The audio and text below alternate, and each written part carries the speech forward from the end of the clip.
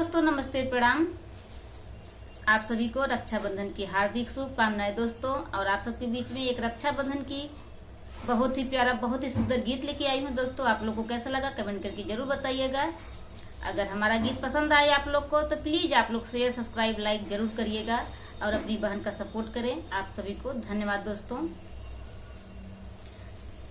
मोर बोले जानकार आइल सावन की बहार, मोर बोले जानकार आइल सावन की बहार। भैया बहिनी के जानी तू बुलाई है, राखी बनावे आई है ना।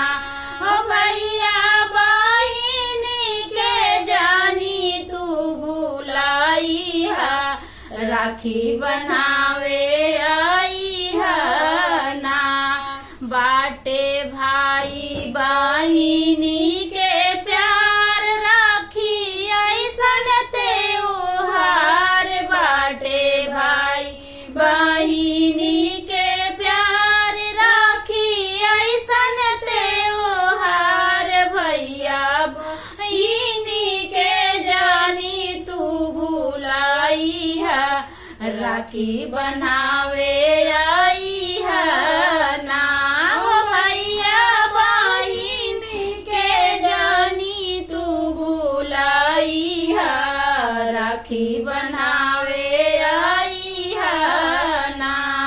राखी बान्हब रंगदार, लगी है हीरो भैया हमार। राखी बान्हब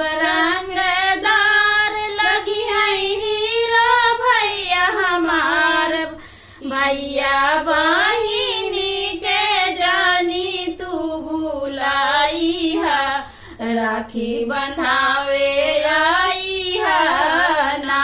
हो भैया बहिनी के जानी तू बुलाई है, राखी बंधावे आई है ना।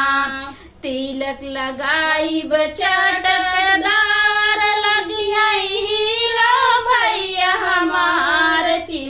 लगाई चटकदार, लगी है हीरा भैया हमार। भैया बहिनी के प्यार जनी बुलाई है, राखी बनावे आई है ना। राकेश भैया बहिनी के प्यार जनी बुलाई है, राखी बनावे मोर बोले जानकार आइल सावन के बहार। मोर बोले जानकार आइल सावन के बहार। भैया बहिनी के कान का भौजिनी बुलाई है, राखी बनावे आई है ना।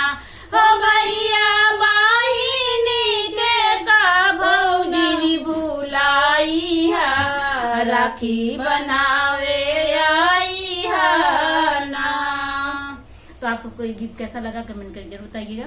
मिलते हैं अगले वीडियो में। आप सभी को धन्यवाद। धन्यवाद। हैप्पी रक्षाबंधन। हैप्पी रक्षाबंधन।